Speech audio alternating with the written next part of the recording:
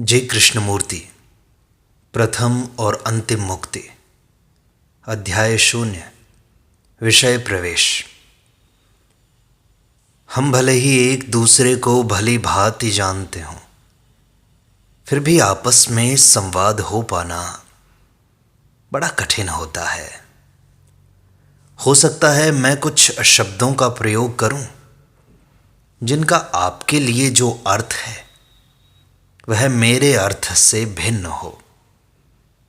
जब हम, आप और मैं एक ही समय में एक ही स्तर पर मिलते हैं तभी समझना हो पाता है। ऐसा तभी होता है जब व्यक्तियों में, पति और पत्नी में, अंतरंग मित्रों में वास्तविक स्नेह हो। वही वास्तविक संवाद है।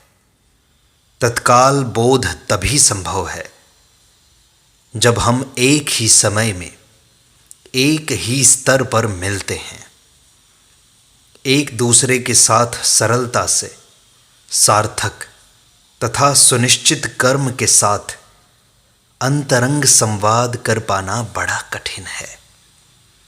मैं उन शब्दों का प्रयोग कर रहा हूँ जो सरल हैं, जो शास्त्रीय नहीं हैं, क्योंकि मेरे विचार से कोई भी शास्त्रीय शब्दावली हमारी कठिन समस्याओं के समाधान में सहायक नहीं हो सकती। इसलिए चाहे वे मनोविज्ञान के शब्द हों या विज्ञान के, मुझे शास्त्रीय शब्दों का प्रयोग नहीं करना है।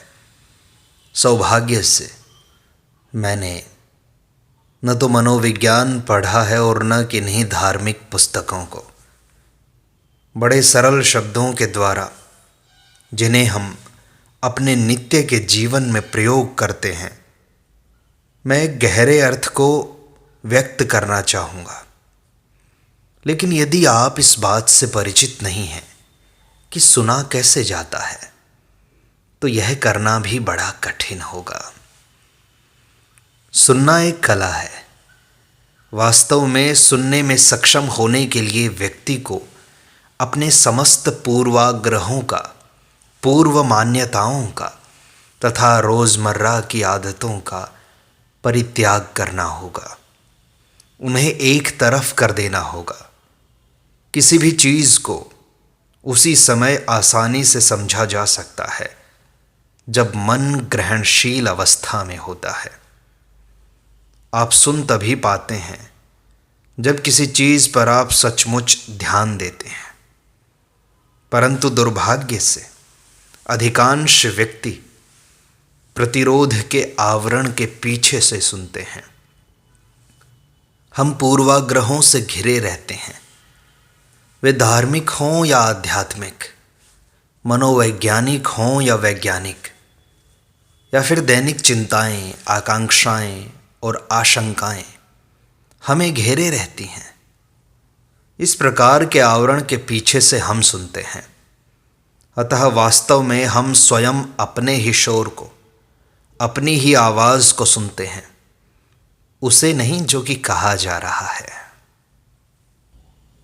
अपने शिक्षा संस्कारों का, अपने पूर्वाग्रहों का, अपने रुझान और प्रतिरोध का परित्याग कर एवं शाब्दिक अभिव्यक्तियों के परे जाकर इस प्रकार सुनना कि हमें तत्क्षण बोध हो सके, ये बड़ा दुष्कर है और यही हमारी कठिनाइयों में से एक होगी। यदि इस वार्ता के दौरान कुछ भी ऐसा कहा जाए जो आपकी विचार प्रक्रिया और विश्वास से अलग हो, तो उसे जरा सुने, उसका प्रतिरोध न करें। आप सही हो सकते हैं और मैं गलत हो सकता हूँ, लेकिन परस्पर सुनते एवं विचार करते हुए हम पता लगा लेंगे कि सत्य क्या है। सत्य ऐसा कुछ नहीं जो कोई आपको दे सके, उसे आपको ही खोजना है और उस खोज के लिए मन की एक ऐसी अवस्था आवश्यक हो जाती है जिसमें प्रत्यक्ष बोध हो सके। किसी भी तरह के प्रतिरोध, आवरण, संरक्षण के होते हुए प्रत्यक्ष बोध नहीं हो सकता। जो है उसके प्रति जागरूक होने पर ही वह बोध संभव है। जो है इसको, यथार्थ को, जैसा वास्तव में है उसको ठीक ठीक जानना, बिना उसकी कोई व्याख्या किए, बिना निंदा या तरफदारी के निसंदेह, यही प्रज्ञा का आरंभ है। जब हम अपनी संस्कारबद्धता के अनुसार, अपने पूर्व आग्रह के अनुसार व्याख्या करने लगते हैं, रूपांतरण करने लगते हैं, तब हम सत्य को खो देते हैं। अंततः यह एक प्रकार का अनुसंधान ही है। कोई वस्तु क्या है, अपने वास्तविक रूप में वह क्या है, यह जानने के लिए अनुसंधान जरूरी है। आप उसे अपने मन की भाव दशाओं के अनुसार परिभाषित नहीं कर सकते। इसी प्रकार यदि हम जो है उसका ठीक ठीक अवलोकन कर सकें, उसका निरीक्षण कर सकें, उसका श्रवण कर सकें, तो समस्या हल हो जाती है। और अपनी इन सब वार्ताओं में हम यही करने वाले हैं। जो है उसकी ओर मुझे बस इशारा करना है, न कि अपनी मर्जी से उसे परिभाषित करना है। इसी प्रकार आपको भी अपनी पृष्ठभूमि अथवा शिक्षा संस्कार के अनुसार निष्कर्ष नहीं निकालने, न ही उसकी व्याख्या करनी है। तो क्या प्रत्येक वस्तु के प्रति जैसी कि वह है, वास्तव में उसके प्रति सजग होना संभव नहीं है? निश्चित ही समझ के लिए आरंभ वहीं से करना होगा। जैसा वास्तव में है उसे स्वीकार करना, उसके प्रति अवधान पूर्ण होना, उस तक पहुंचना, संघर्ष का अंत कर देना है। यदि मैं जानता हूं कि मैं झूठा हूं और यह एक ऐसा तथ्य है जिसे मैं देख लेता हूं, तो संघर्ष समाप्त हो जाता है।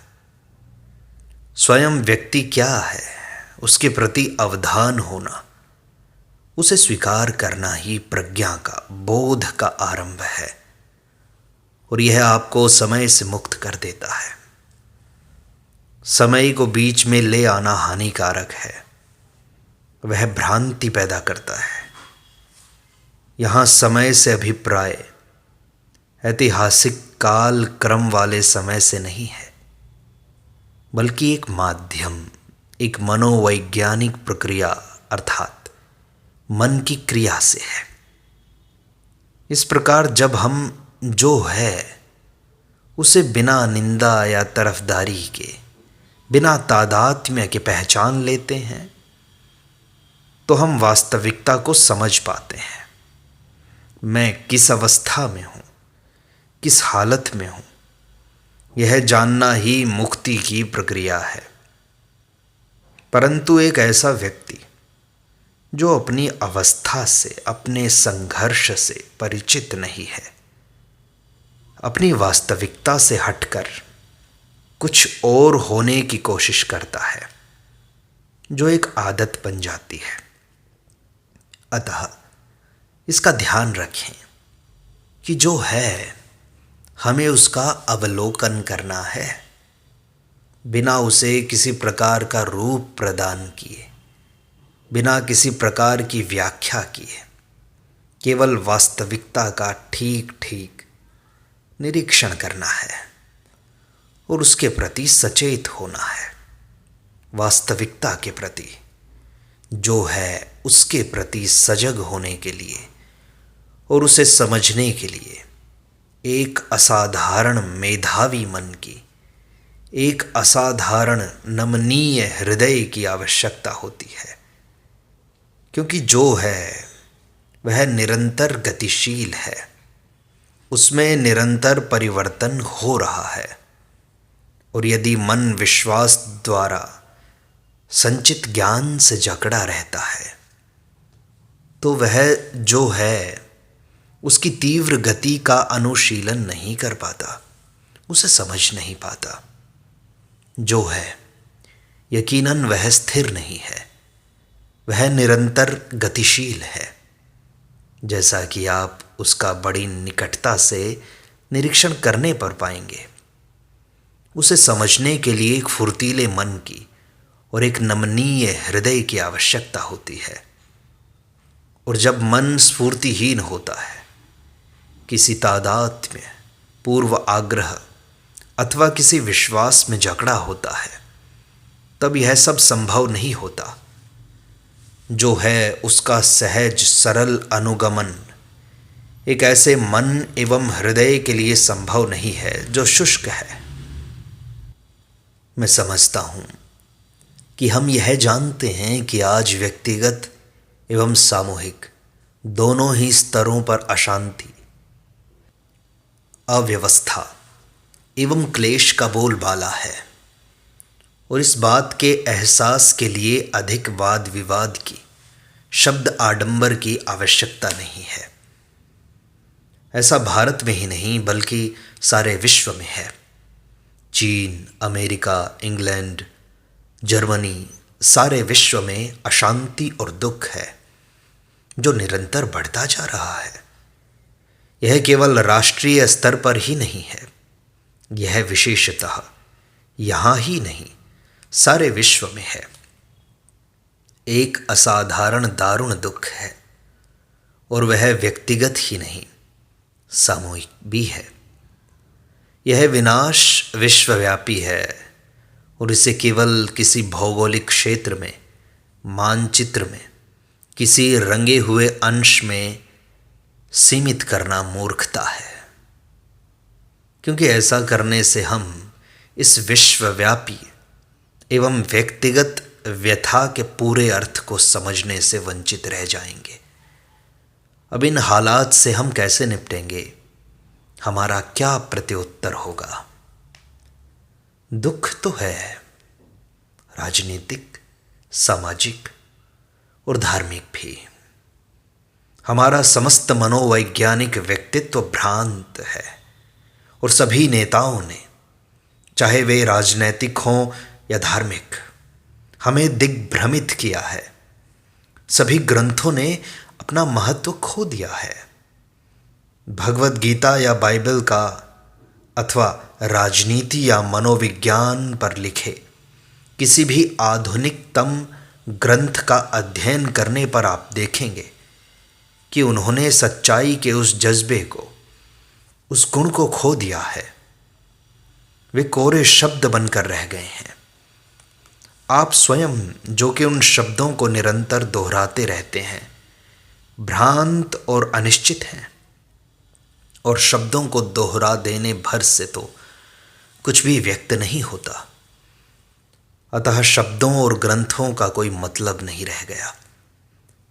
तात्पर्य यह है कि जब आप बाइबल या मार्क्स या भगवत गीता को उद्धृत करते हैं, और चूंकि आप स्वयं ही अनिश्चित और भ्रांत हैं, आपका उद्धरण, आपकी यह पुनरावृत्ति एक झूठी चीज बनकर रह जाती है, क्योंकि वहाँ जो लिखा है वह केवल प्रचार भर रह जाता है, और प्रचार सत्य नहीं होता। इसलिए जब आप दोहराते हैं, तब स्वयं अपनी अवस्था को देखने समझने की प्रक्रिया में विराम लग जाता है। आप किसी शब्द प्रामाण्य के पीछे अपनी भ्रांति को छिपाते हैं, परंतु हम इस भ्रांति को समझने का प्रयत्न कर रहे हैं, न कि उसको उद्धरणों से ढकने का। तो इस बारे में आप क्या सोचते हैं? इस असाधारण अस्त व्यस्तता एवं भ्रांति के प्रति, अस्तित्व की इस अनिश्चितता के प्रति आपकी क्या प्रतिक्रिया है?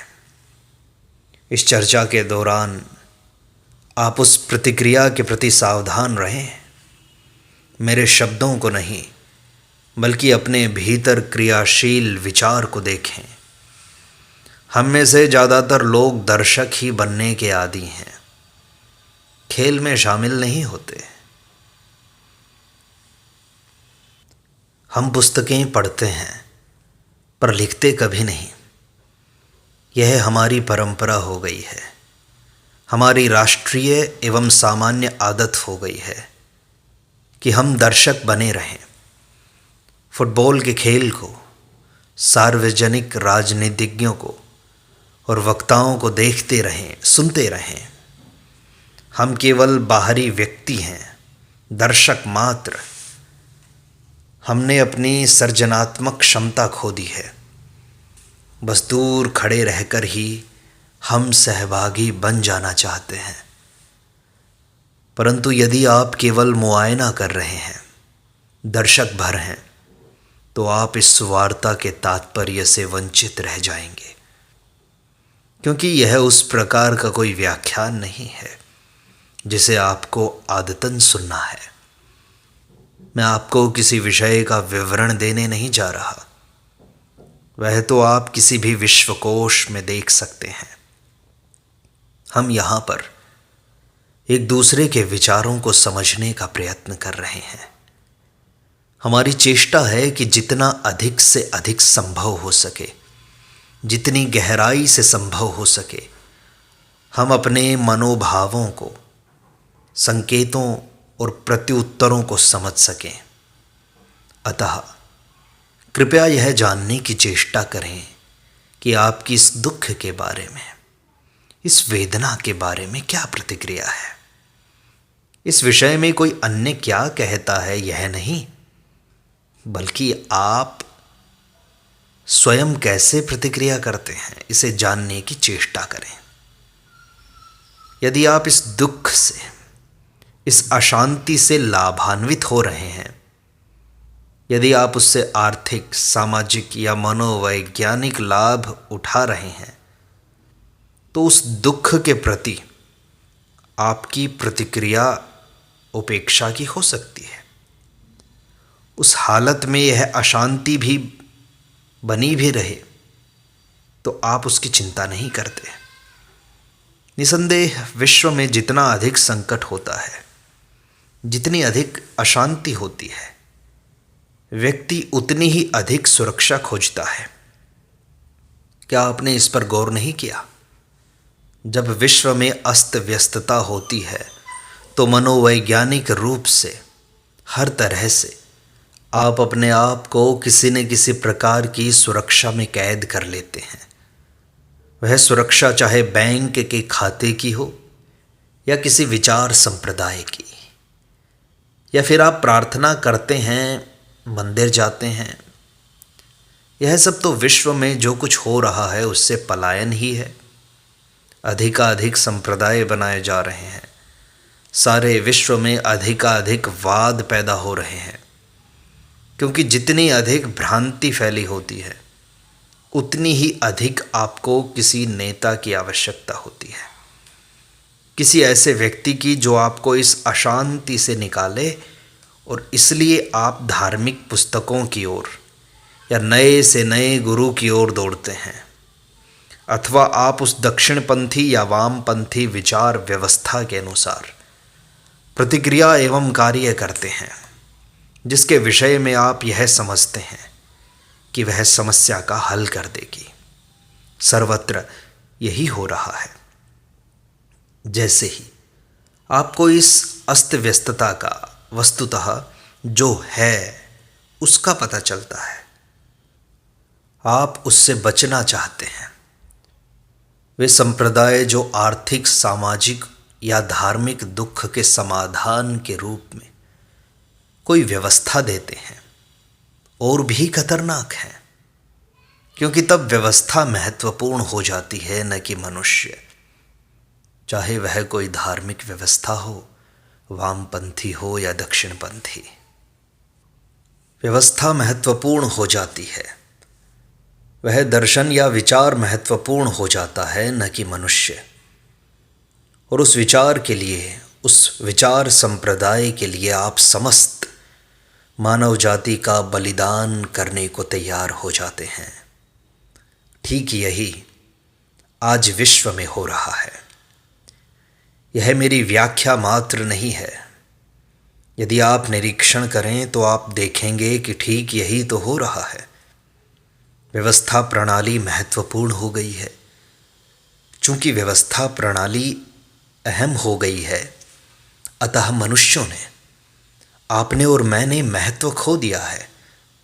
और उस व्यवस्था प्रणाली का नियंत्रण करने वाले, चाहे वे धार्मिक हों या सामाजिक, चाहे वे वामपंथी हों या दक्षिणपंथी, अधिकार जमाने लगते हैं, सत्ता ग्रहण कर लेते हैं और इस प्रकार आपकी यानी व्यक्ति की आहुति दे देते हैं।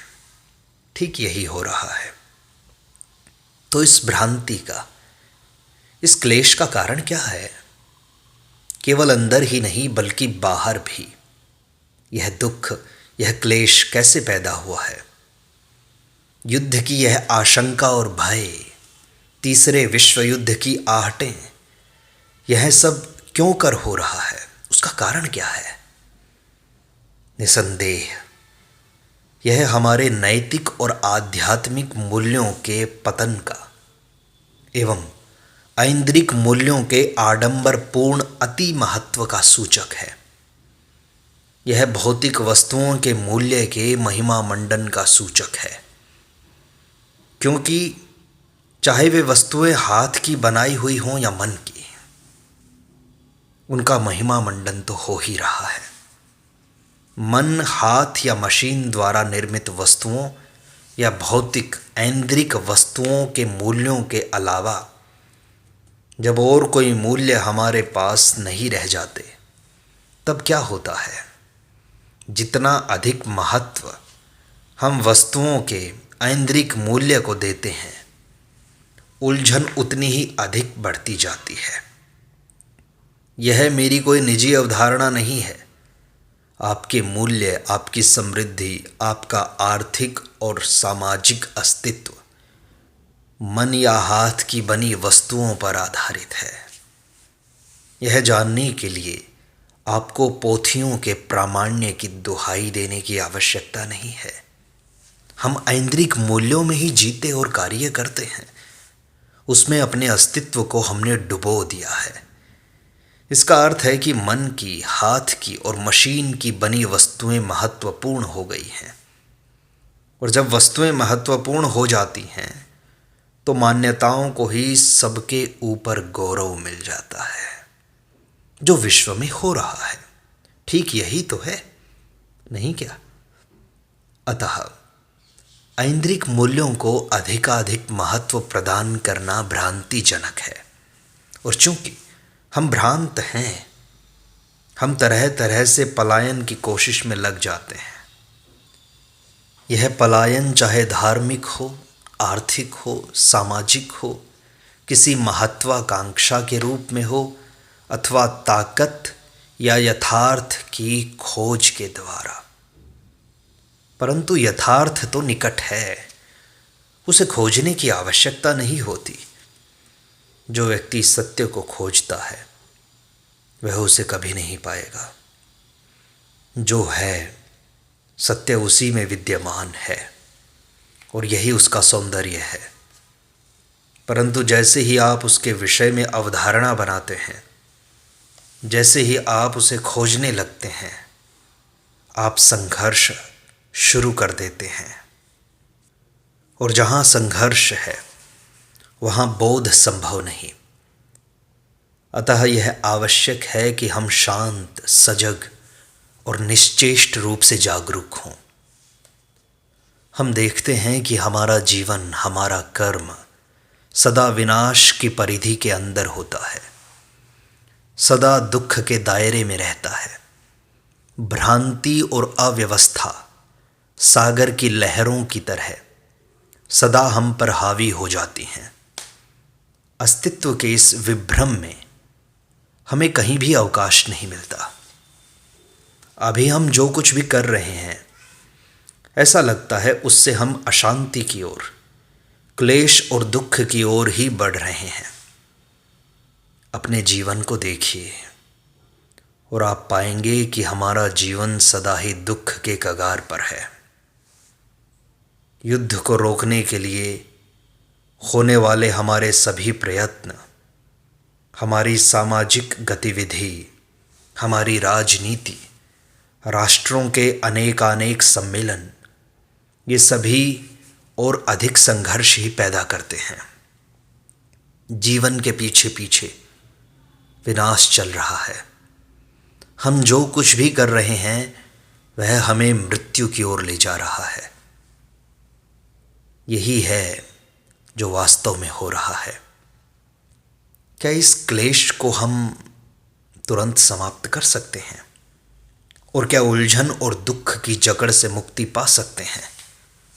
बुद्ध अथवा ईसा जैसे महान व्यक्ति आए, उन्होंने किसी आस्था को स्वीकार किया और संभवतः अपने को भ्रांति और दुख से मुक्त कर लिया, परंतु वे कभी भी दुख का निवारण नहीं कर पाए, कभी भी भ्रांति को समाप्त नहीं कर पाए। भ्रांति बनी हुई है, दुख बना हुआ है। इस सामाजिक और आर्थिक भ्रांति को, इस अशांति और क्लेश को देखकर आप अपने को तथाकथित धार्मिक जीवन में समेट लें और संसार का परित्याग कर दें, तो आपको यह अनुभव हो सकता है कि आप इन महानुभावों में सम्मिलित हो रहे हैं।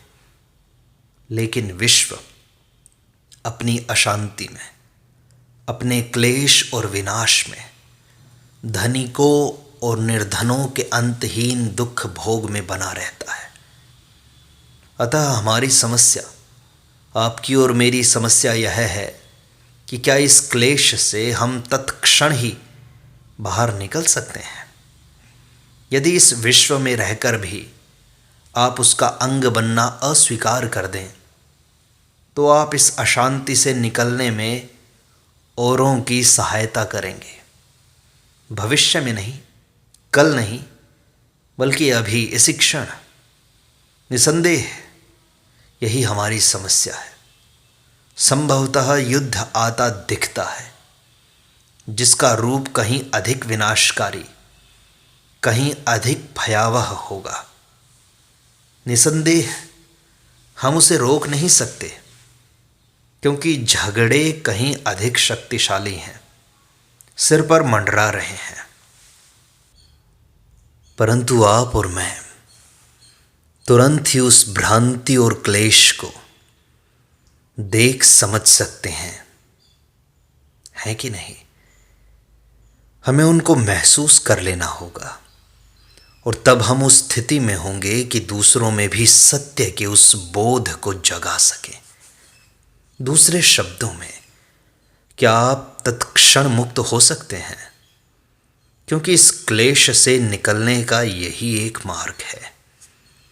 प्रत्यक्ष बोध केवल वर्तमान में हो सकता है, परंतु यदि आप कहें मैं इसे कल करूंगा, तो भ्रांति की लहरें आप पर अधिकार जमा लेंगी और आपको सदा के लिए भ्रांति की गिरफ्त में रहना होगा। तो क्या उस अवस्था का घटित होना संभव है जब आप सत्य का स्वयं तत्काल ही प्रत्यक्ष बोध कर लें और इस प्रकार भ्रांति का पूरी तरह से अंत कर दें? मेरा निवेदन है कि अवश्य ही, और केवल यही एक संभावना है। मेरा मानना है कि यह किया जा सकता है और किया जाना चाहिए, पर किसी विश्वास या मान्यता के आधार पर नहीं। इस असाधारण क्रांति को लाना, जिसका अर्थ पूंजीपतियों से पीछा छुड़ाकर दूसरे वर्ग को स्थापित करना नहीं है। इस अद्भुत आमूल परिवर्तन को लाना, जो कि एक सच्ची क्रांति है, यही एक चुनौती है, जिसे प्रायः क्रांति कहा जाता है। वह दक्षिणपंथी विचारों का ही वामपंथी विचारों के अनुसार संशोधन अथवा सातत्य है। अंततः वामपंथी विचार का तात्पर्य दक्षिणपंथी विचारों को ही संशोधित रूप में बनाए रखना है। यदि दक्षिणपंथी विचार ऐन्द्रिक मूल्यों पर आधारित हैं तो वामपंथी विचार भी ऐन्द्रिक मूल्य ही हैं। अंतर केवल मात्रा या अभिव्यक्ति का है। अतः सच्ची क्रांति तभी हो सकती है जब आप यानी व्यक्ति दूसरों के साथ अपने संबंध के प्रति सचेत हों। वास्तव में दूसरे के साथ संबंध अर्थात अपनी पत्नी के साथ, अपने पुत्र के साथ, अपने अधिकारी के साथ, अपने पड़ोसी के साथ संबंध में आप जो कुछ हैं वही तो समाज है। समाज अपने में कुछ नहीं है। जो आपने और मैंने अपने संबंधों में निर्मित किया है वही समाज है। समाज हमारी अपनी तमाम आंतरिक मनोवैज्ञानिक अवस्थाओं का ही प्रक्षेपण है। इसलिए अगर आप और मैं स्वयं को नहीं समझते तो केवल उस बाह्य को रूपांतरित करने का कोई मतलब नहीं रह जाता जो भीतर का ही प्रक्षेपण है। तात्पर्य यह है कि समाज में तब तक कोई महत्वपूर्ण बदलाव संभव नहीं है जब तक मैं आपके साथ अपने संबंध को नहीं समझ पाता। अपने संबंध में भ्रांत होने के कारण मैं एक ऐसे समाज का निर्माण करता हूँ जो मेरा ही प्रतिरूप है, जो मेरी ही वास्तविकता की बाहरी अभिव्यक्ति है। यह एक स्पष्ट तथ्य है जिस पर हम चर्चा कर सकते हैं। इस मुद्दे पर हम विमर्श कर सकते हैं कि क्या समाज ने, इस बाह्य अभिव्यक्ति ने मुझे निर्मित किया है अथवा मैंने समाज को निर्मित किया है। इसलिए क्या यह एक स्पष्ट तथ्य नहीं है कि दूसरों के साथ अपने संबंध में जो कुछ मैं हूँ उसी ने समाज को निर्मित किया है और बिना स्वयं में आमूल परिवर्तन लाए समाज की आधारभूत कार्य प्रणाली में कोई रूपांतरण संभव नहीं है। जब हम समाज में परिवर्तन के लिए किसी व्यवस्था प्रणाली को खोजते हैं तो हम समस्या को बस टाल रहे होते हैं, क्योंकि कोई भी व्यवस्था मनुष्य में आमूल परिवर्तन नहीं ला सकती। मनुष्य ही व्यवस्था को बदलता है। इतिहास यही दर्शाता है। जब तक आपके साथ संबंध में मैं स्वयं को नहीं समझ पाता, मैं ही इस अशांति का, क्लेश, विनाश, भय और बर्बरता का कारण बना रहूँगा। अपने को समझने के लिए समय की आवश्यकता नहीं होती। मैं ठीक इसी क्षण अपने को समझ सकता हूँ। यदि मैं यह कहता हूँ मैं खुद को कल समझूंगा तो मैं अव्यवस्था और क्लेश ही पैदा करूँगा। मेरा कार्य विनाशकारी होगा। जिस क्षण मैं यह कहता हूँ कि समझूंगा, मैं समय को बीच में ले आता हूँ और इस तरह मैं भ्रांति और विनाश के तूफान में फंस जाता हूँ। बोध तो तत्क्षण होता है, कल नहीं। कल आलसी मन के लिए, प्रमादी मन के लिए होता है, उस मन के लिए जो निरुत्साही है। जब आप किसी चीज़ में सचमुच रुचि रखते हैं तब आप उसे तुरंत करते हैं, वहाँ तुरंत बदलाव आ जाता है। यदि आप अभी इसी क्षण नहीं बदलते हैं तो आप कभी नहीं बदलेंगे, क्योंकि वह परिवर्तन जो कल होता है एक संशोधन मात्र है, वह मौलिक परिवर्तन नहीं होता। रूपांतरण केवल तत्काल ही हो सकता है। क्रांति इसी क्षण है, कल नहीं। ऐसा होने पर आप समस्या से पूर्णतया मुक्त हो जाते हैं, क्योंकि तब स्व अपने विषय में चिंतित नहीं होता। तब आप विनाश की पहुंच से परे हो जाते हैं।